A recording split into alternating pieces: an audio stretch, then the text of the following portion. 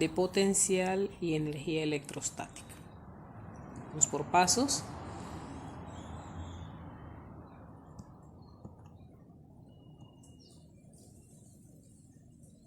En primer lugar, ¿a qué nos estamos refiriendo cuando hablamos de potencial electrostático? Cuando nosotros hablamos de potencial electrostático, primero y ante todo estamos hablando de una magnitud que es escalar, es decir, aquí ya desaparece lo que es la característica vectorial que tantos pasos nos agrega a la solución de los problemas. También lo vamos a conocer porque se mide en voltios, esa es su unidad de medición. Y lamentablemente, como se mide en voltios y se expresa con una V mayúscula, mucha gente pues comienza a llamarle voltaje, pero eso es una obscenidad desde el punto de vista físico. Nosotros, si estamos estudiando en una universidad, debemos hacer alusión a potencial eléctrico o como demasiado diferencia de potencial, y ya iremos explicando por qué. ¿Qué es? Bueno, es la energía por unidad de carga necesaria para trasladar un objeto de un punto A hasta un punto B. Es decir, si yo tengo en este punto una carga y esa misma carga la quiero mover a este otro punto, pues todos sabemos que para hacer ese trabajo voy a necesitar una energía. Bueno, esa energía es la energía potencial electrostática. El signo del potencial va a depender únicamente del signo de la carga, es decir, cargas positivas generan potenciales positivos, cargas negativas generan potenciales negativos, así de sencillo. Si el campo es constante en la región, yo calculo entonces el potencial, pero eso ya lo veremos más adelante, en función del campo eléctrico por la distancia que hay entre esos dos puntos. Lo vamos a ver en su momento. Vamos a quedarnos ahora con cómo se calcula el potencial eléctrico, pues es una forma muy sencilla. Fíjense que tenemos el K, que ya lo conocemos, que es 9 por 10 a la 9 newton metros cuadrados, columbios cuadrados, el valor de K que hemos estado usando ya. Q es el valor de la carga, que obviamente tiene que estar en unidades internacionales. Y R es una distancia. Anteriormente también siempre fue una distancia cuando la trabajábamos vectorialmente. El denominador de la expresión era la distancia, así que ya deben saber que en este caso la distancia se saca con las coordenadas, aplicándole pol a las coordenadas, a la diferencia de las coordenadas que teníamos entre el punto B y el punto A. Le voy a sacar pol.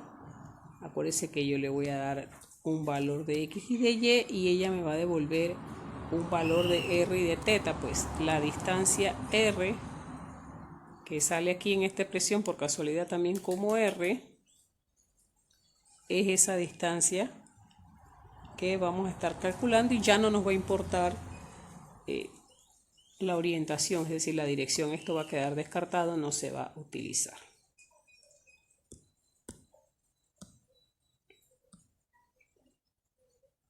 Como siempre hemos estado trabajando primero con las distribuciones discretas.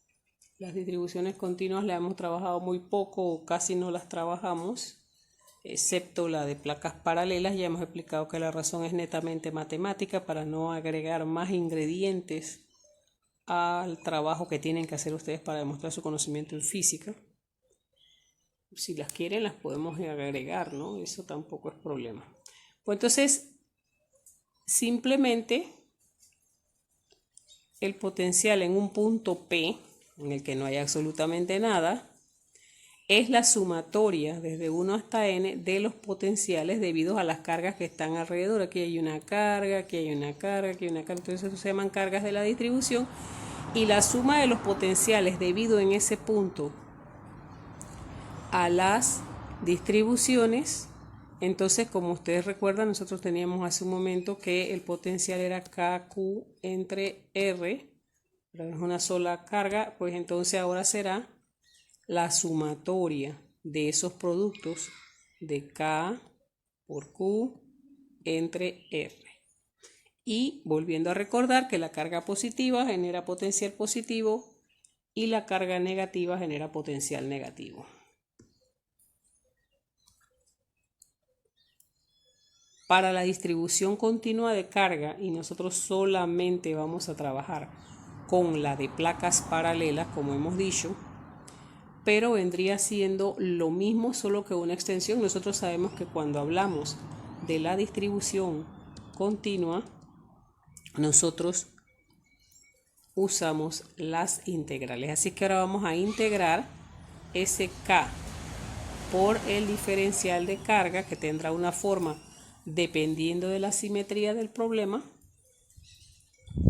y en ese caso entonces si nosotros tenemos que K es una constante, será simplemente la integral de dq sobre R. Si la carga fuera constante y lo que variase fuese las distancias, entonces nosotros haríamos la integración, ¿verdad?, en función de R. El caso especial que nos ocupa, que es el de las placas paralelas, nosotros vamos a tener que entre estas dos placas paralelas el potencial cero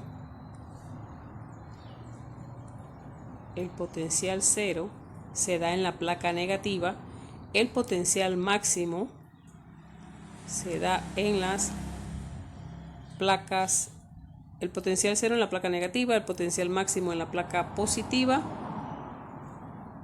Recordemos, esto ya lo sabemos, que el campo va de la región positiva a la región negativa, lo mismo que eso haría en la carga positiva. Si la carga fuera negativa, el movimiento va a ir en el sentido contrario, pero nosotros cuando calculamos campo asumimos que lo estamos calculando sobre una carga positiva. Entonces, en este caso queda simplemente campo por distancia. Así es que yo podré saber lo contrario, el campo como potencial entre la distancia entre las placas.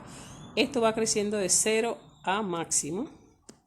Así es que si me piden en un punto que no sea el extremo, yo siempre debo dar la distancia con respecto a la placa negativa.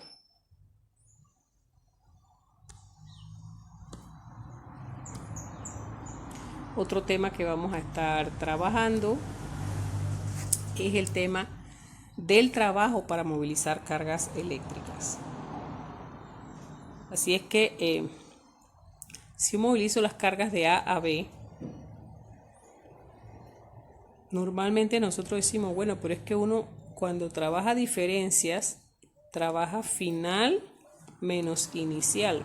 ¿Por qué aquí yo voy a restar inicial de final? Bueno, cuando nosotros hacemos esta derivación, es decir, cuando sacamos la fórmula a partir de otras relaciones previas, es que nos queda que el trabajo es menos la carga por la diferencia del potencial. Y la diferencia de potencial sí que sería VB menos VA. Pero como tenemos el signo negativo por delante, simplemente eso va a cambiar la orientación y va a quedar VA menos VB. ¿Qué es esto que tenemos aquí? Hay que tener mucho cuidado por eso. Esto viene de que en realidad esto era W igual a menos Q por diferencia de potencial.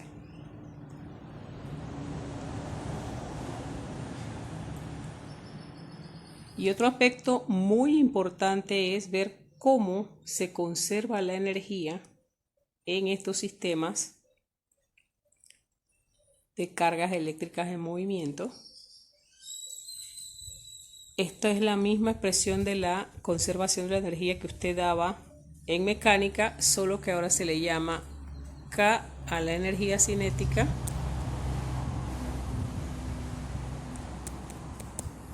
y se le llama U a la energía potencial electrostática, como hemos dicho.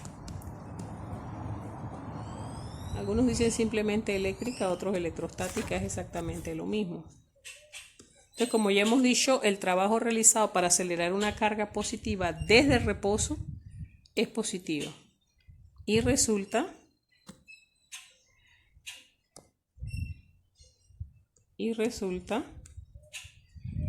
en una pérdida de energía potencial. Claro, usted recuerda cuando allá teníamos la lomita y nosotros decíamos, bueno, sí, aquí tiene un mayor potencial porque tiene una mayor altura en ese caso, pero si yo voy bajando va a ganar rapidez, por lo tanto va a ganar energía cinética. Pues acá pasa lo mismo con la carga positiva.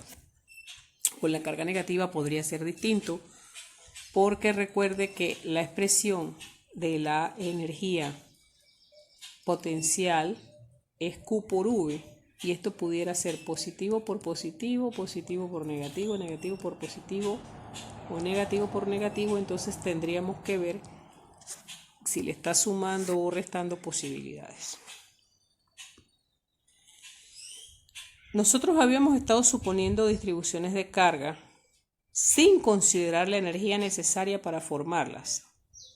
Esta energía que estamos estudiando es la energía electrostática, la que permite que nosotros movamos esas cargas, tengamos esos movimientos de carga, que nosotros tengamos esos movimientos de carga para trasladarla desde otras regiones, que nosotros llamamos arbitrariamente desde el potencial cero.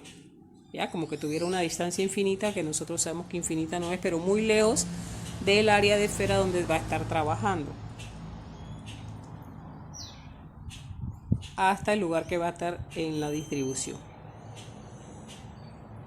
Y suponiendo que en ese punto donde está llegando no hay más campo eléctrico que el que crea la carga esa que estamos trayendo de la distribución, entonces este es el trabajo que realizaría la fuerza electrostática de la misma distribución, es decir, la que hemos estado trabajando anteriormente, si yo permitiera que dispersara su carga para volver a su condición inicial. Pero yo las tengo ahí reprimidas, ¿verdad? Las tengo presas.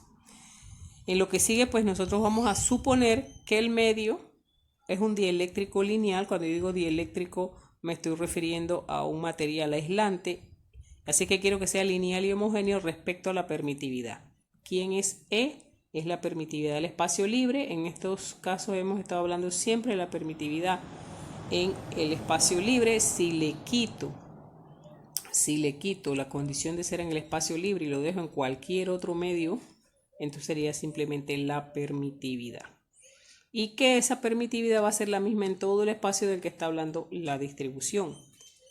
También hablaremos de densidades de carga, que no va a haber hasta que yo comience a mover estas cargas, así que va a ser nula en todos los puntos, por lo que el campo eléctrico inicial, es decir, antes de que yo trajera las cargas de la distribución, también va a ser cero. Yo tengo que conversar que yo lo que siempre estoy midiendo son diferencias de potenciales, pero asumiendo que el potencial, o sea, donde se encontraba la carga primero, estaba en infinito, y entonces ahí se define el potencial como cero. Esto es importante desde el punto de vista matemático. Desde el punto de vista físico no aporta gran cosa. Y finalmente, pues también vamos a estar trabajando algunos ejercicios de la relación entre el campo y el potencial eléctrico. Yo puedo definir el potencial eléctrico que está para mover una carga de A a B como el negativo. Ese negativo hay que ponerlo, que implica cambiarle el signo al resultado de esta integral de campo en el elemento de línea. Y lo contrario también es posible. Fíjense, aquí yo estoy yendo y por medio de un producto escalar, recuerde que el producto escalar usted multiplica dos vectores, pero el resultado es un escalar y nosotros estamos diciendo que el potencial eléctrico es un escalar. Perfecto, eso conviene mucho al trabajo tecnológico en física. Pero por el otro lado yo podría, si tengo una distribución de potencial, ya tengo hecho un mapa, digamos, de las equipotenciales o de las regiones de potencial, entonces yo puedo calcular las componentes del vector de campo, porque el campo sí es un vector que se genera en esa distribución, y obviamente yo sabré que va a ser EX en X más EY en Y más EZ en Z.